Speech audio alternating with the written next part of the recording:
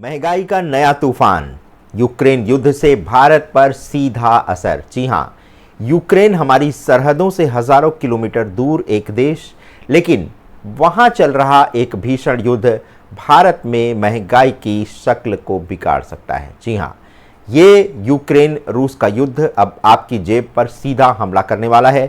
क्या आप जानते हैं कि आपकी रसोई में इस्तेमाल होने वाला सूरजमुखी तेल, आपकी गाड़ी का पेट्रोल और यहाँ तक कि आपके खेतों में डालने वाली खाद, ये सब सीधे तौर पर इस युद्ध से जुड़े हुए हैं। ये सिर्फ कोई अंतर्राष्ट्रीय खबर नहीं, बल्कि एक ऐसी हकीकत है जो आपकी रोज़मर्रा की ज़िंदगी पर असर डालने वाली है। अगले कुछ मिनटों में हम आपको बताएंगे कि कैसे ये दूर का संघर्ष भारत में महंगाई का एक नया तूफान खड़ा करने वाला है और क्यों आपको अभी से इसके लिए कमर कस लेनी चाहिए। ये सिर्फ अर्थव्यवस्था की बात नहीं, आपकी बचत, आपके खर्च और आपके भविष्य की बात है।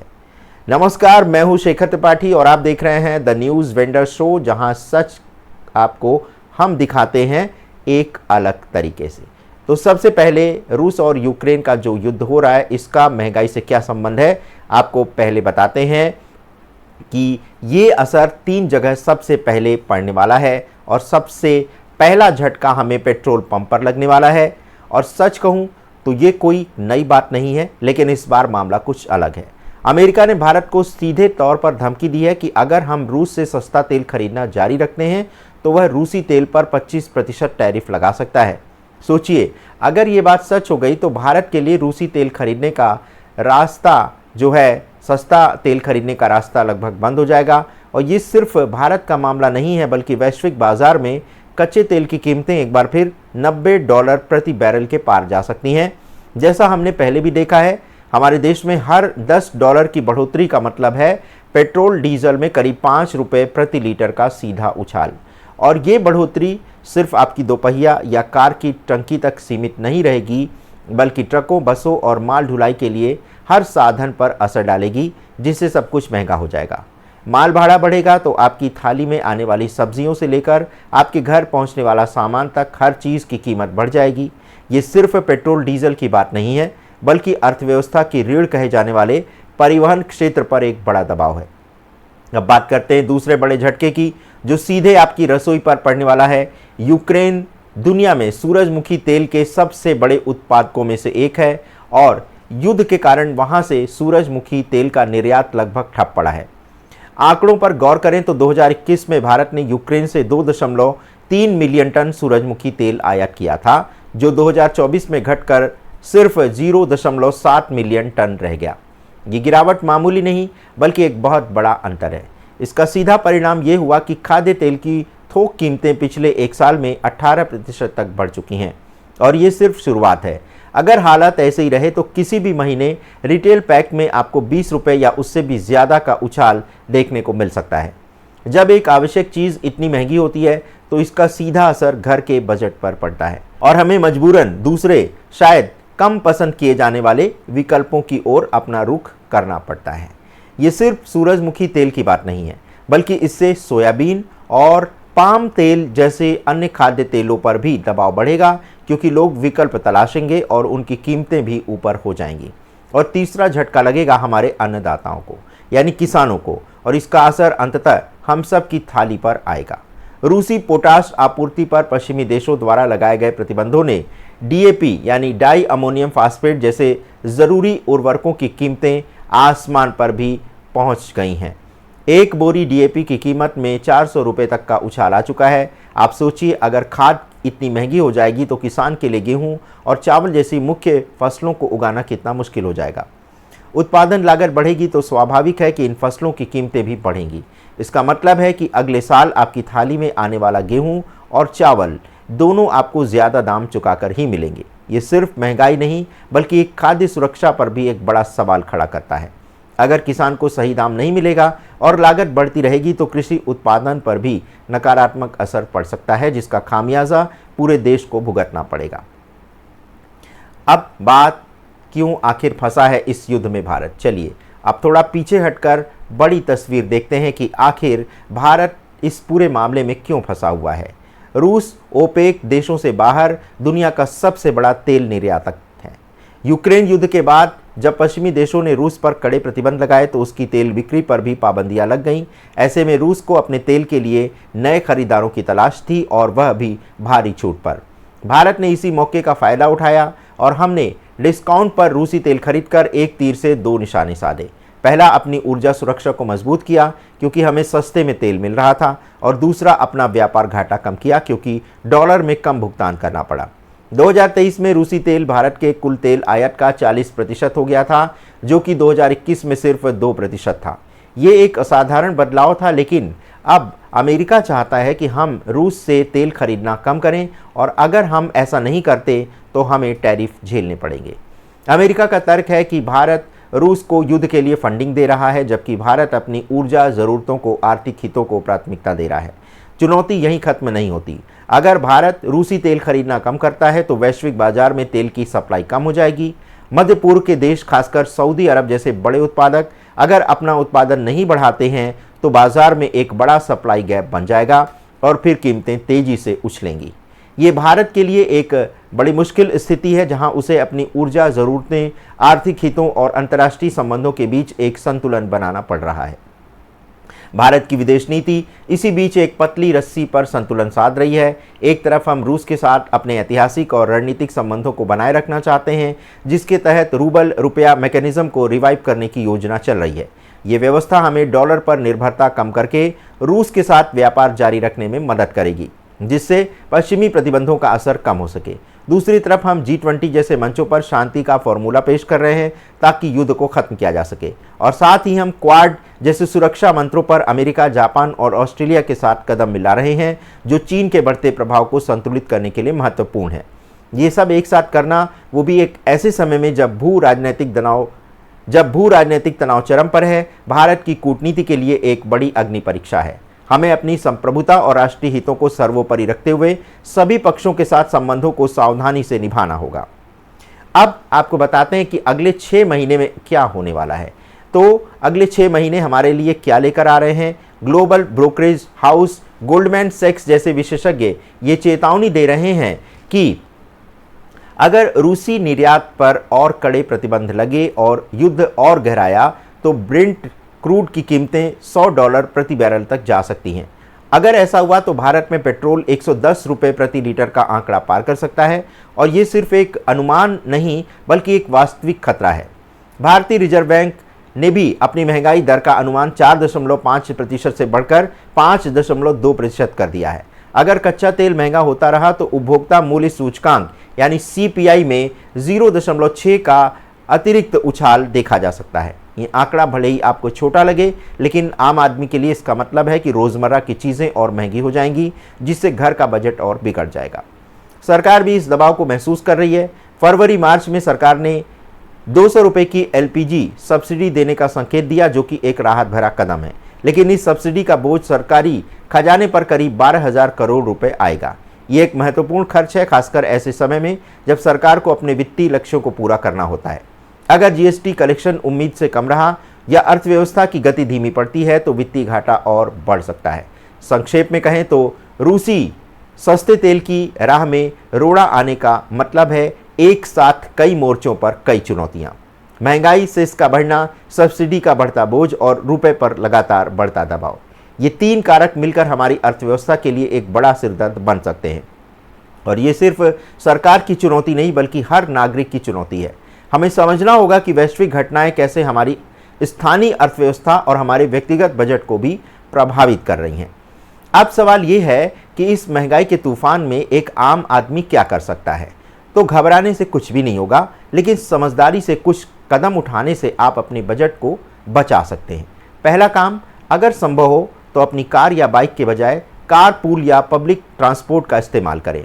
आप सोचेंगे इससे क्या होगा, लेकिन आंकड़ों के हिसाब से ऐसा करने से आप अपने ईंधन की खपत में 15% तक की बचत कर सकते हैं। ये सिर्फ पैसे बचाने का तरीका नहीं बल्कि पर्यावरण के लिए भी अच्छा है। लंबी दूरी के लिए मेट्रो, बस या ट्रेन का विकल्प देखें। ये न केवल सस्ता पड़ेगा बल्कि ट्रैफिक जाम, पार्किंग की चिंता से भी आपको मुक्ति दिलाएगा।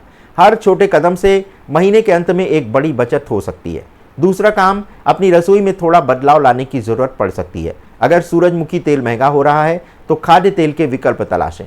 सोयाबीन तेल या सरसों का तेल, जो अक्सर सूरजमुखी तेल से 8 से 10 रुपए प्रति लीटर सस्ता मिल जाता है, आपके लिए एक अच्छा विकल्प हो सकता है।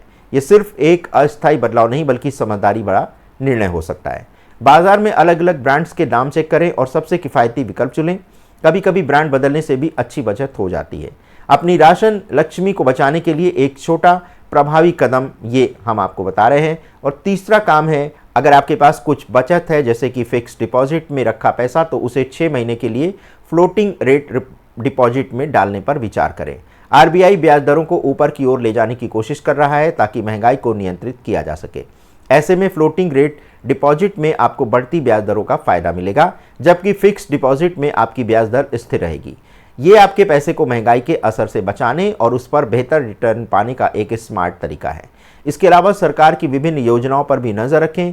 उज्ज्वला योजना, प्रधानमंत्री गरीब कल्याण अन्न योजना और पेट्रोल डीजल पर संभावित एक्साइज ड्यूटी कट, ये तीनों ही आपके मासिक बजट को 300 से 500 रुपए तक बचाने के लिए सहायक हो सकते हैं। सरकार की घोषणाओं और नीतियों पर ध्यान दें क्योंकि ये सीधे आपकी जेब पर असर डाल सकती हैं। जागरूक रहें और इन अवसरों का लाभ उठाएं। ये सिर्फ एक खबर नहीं, आपकी जिंदगी से जुड़ी एक जरूरी जानकारी है। ऐसे महत्वपूर्ण अपडेट्स को बिल्कुल भी मिस ना करें। हमारे channel the news vendor show को सब्सक्राइब करिए और बेल आइकन दबा दीजिए ताकि अगली बार जब हम महंगाई की कोई नई लहर आए तो आप पहले से तैयार हों और जानकारी से लैस हों और समझदारी से फैसले ले सकें। लेकिन अभी जाइएगा नहीं। तेल के अलावा यूक्रेन भारत के लिए डीजल इंजन का भी एक बड़ा आपूर्तिकर्ता था। 2021 में भारत ने यूक्रेन से लगभग 1.8 बिलियन डॉलर के गैर जरूरी डीजल इंजन और संबंधित उपकरण आयात किए थे। युद्ध ने इस आपूर्ति को बुरी तरह प्रभावित किया और 2024 में ये आंकड़ा घटकर 0.9 बिलियन डॉलर रह गया। इसका नतीजा ये हुआ कि हमारे घरेलू फर्टिलाइजर प्लांट्स को डीजल मिलने में अब देरी हो रही है और इसके कारण उनके उत्पादन में बाधा आ रही है और अंततः उत्पादन लागत बढ़ रही है। ये सिर्फ फर्टिलाइजर तक सीमित नहीं बल्कि अन्य औद्योगिक क्षेत्रों पर भी इसका असर पड़ सकता है जहां इन इंजनों का इस्तेमाल होता है। रक्षा मोर्चे पर भी भारत के सामने एक जटिल स्थिति है। रूस के साथ हमारे पारंपरिक और गहरे रक्षा संबंध रहे हैं। S-400 एयर डिफेंस सिस्टम और INS विक्रांत जैसे महत्वपूर्ण रक्षा उपकरणों के कुछ कंपोनेंट्स के लिए हम अभी भी रूस पर निर्भर हैं और इनके ऑर्डर पहले से दिए जा चुके हैं। लेकिन युद्ध ने हमें सोचने पर मजबूर कर दिया है। रूस पर पश्चिमी प्रतिबंधों के कारण भविष्य में स्पेयर पार्ट्स और मेंटेनेंस में दिक्कत आ सकती है। इसी वजह से भारत अब अमेरिकन MQ-9B ड्रोन और फ्रेंच राफेल M जैसे विकल्पों की ओर आगे बढ़ रहा है। ये कदम इसलिए उठाया जा रहा है ताकि भविष्य में एक्सपोर्ट कंट्रोल रेगुलेशन के जोखिम को कम किया जा सके और अपनी रक्षा जरूरतों को पूरा करने के लिए केवल एक देश पर निर्भर न रहना पड़े। ये संतुलन इसलिए भी जरूरी है क्योंकि रक्षा आयात के लिए रूस पर हमारी 60% तक की निर्भरता अब रणनीतिक रूप से खतरनाक दिखती है। भू राजनीतिक समीकरण तेजी से बदल रहे हैं। ऐसे में किसी एक देश पर इतनी ज्यादा निर्भरता हमारी राष्ट्रीय सुरक्षा के लिए जोखिम पैदा कर सकती है। भारत अपनी रक्षा क्षमताओं को मजबूत करने और आपूर्तिकर्ताओं में विविधता लाने पर काम कर रहा है ताकि किसी भी अप्रत्याशित स्थिति का सामना किया जा सके और हमारी सेना हमेशा तैयार रहे। ये सिर्फ हथियार खरीदने की बात नहीं बल्कि हमारी रणनीतिक स्वायत्तता और भविष्य की सुरक्षा का सवाल है।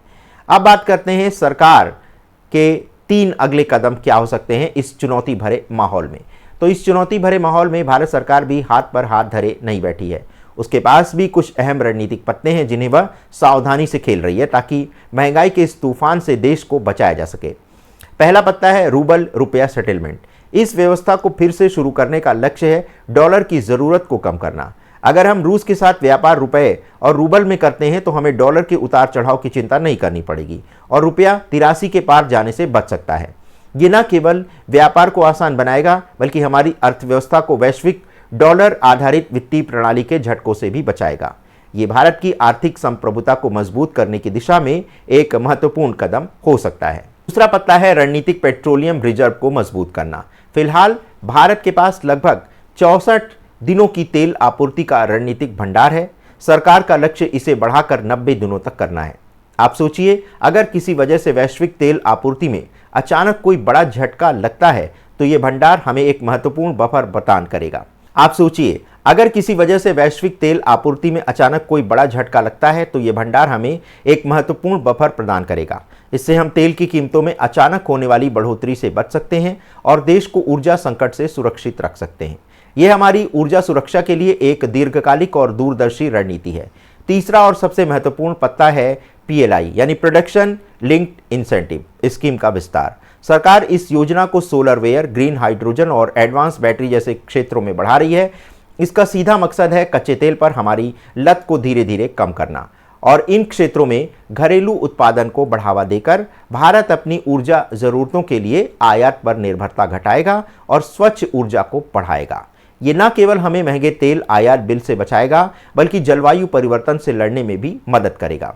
अगर इन 3 रणनीतियों को 2025 तक सही रास्ते पर रखा गया तो महंगाई का ऊपरी धक्का 0.3 से 0.4% तक सीमित रह सकता है, जो अर्थव्यवस्था और आम आदमी के लिए एक बड़ी राहत दिखाता है कि सरकार केवल तात्कालिक उपायों पर नहीं बल्कि दीर्घकालिक समाधानों पर भी ध्यान दे रही है। तो आइए एक बार फिर इस पूरी बात को संक्षेप में समझते हैं। यूक्रेन का तनाव भारत में पेट्रोल, खाद्य तेल और खाद इन तीनों कीमतों को लगातार बढ़ा रहा है। RBI का अनुमान है कि महंगाई 5% से ऊपर जा सकती है और इसका सीधा मतलब है कि आपका बजट घर को गर्म रखने यानी हीट, खाने पीने यानी ईंट और यात्रा यानी ट्रेवल तीनों मोर्चों पर महंगा होने वाला है। सरकार की भी एक मुश्किल स्थिति है। एक तरफ वह रूस से सस्ता तेल भी ले रही है और दूसरी तरफ अमेरिका के टैरिफ का जोखिम भी मोल ले रही है।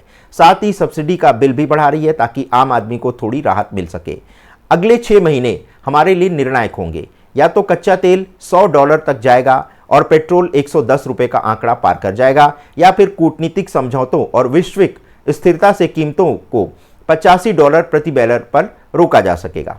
एक आम नागरिक के तौर पर आपका काम है ईंधन की बचत करना, रसोई में किफ़ायती विकल्पों को अपनाना और सरकार की योजनाओं पर नजर रखना। जागरूक रहें, समझदारी से खर्च करें और अपने भविष्य की योजना बनाएं। अगर ये जानकारी आपको काम की लगी है तो इसे लाइक करना ना भूलें। अपने दोस्तों और परिवारों के साथ ज़रूर शेयर करें। नीचे कमेंट करके हमें बताइए कि आपकी सिटी में पेट्रोल अभी किस भाव मिल रहा है। आपकी राय हमारे लिए महत्वपूर्ण है। अगले वीडियो में हम बात करेंगे कैसे चीन ताइवान टेंशन आपके स्मार्टफोन की कीमतों को छू सकती है। तब तक के लिए बाय बाय, लेकिन रहिएगा इन्फॉर्म यानी कि जागरूक। तो आज अभी के लिए हमें दीजिए इजाज़त। मिलते हैं बहुत जल्द द न्यूज़ वेंडर शो के अगले वीडियो के साथ। धन्यवाद, नमस्कार।